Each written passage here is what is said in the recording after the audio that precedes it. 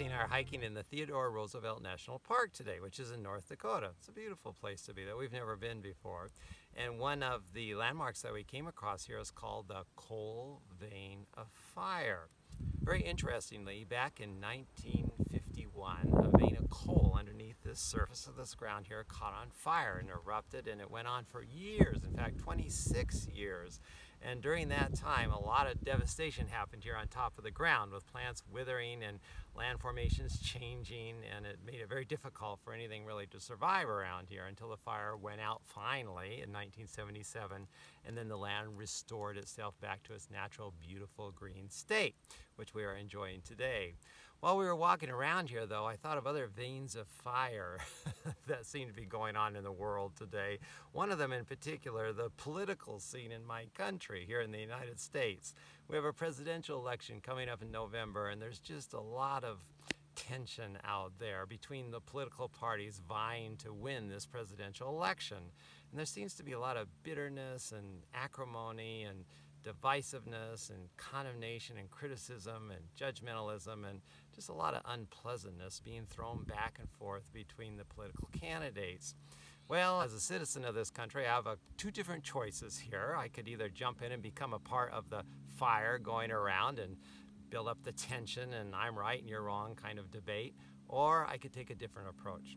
I could take the approach of trying to put that fire out, which may contribute to the greater good in the long run, I believe.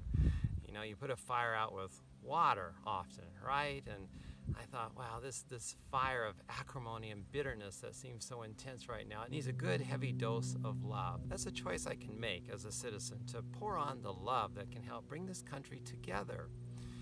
In my prayers, I pray to see that every citizen of this country is a child of God, that we all have one God in common, one mind of divine love that gives us common ground on which we can come together and work together as one.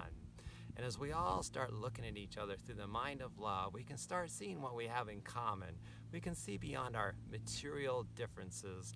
We can find ways to start holding hands and work together as one and respect each other, see the good in one another, and work together for the common good. That's becoming my prayer for my country here as the elections approach.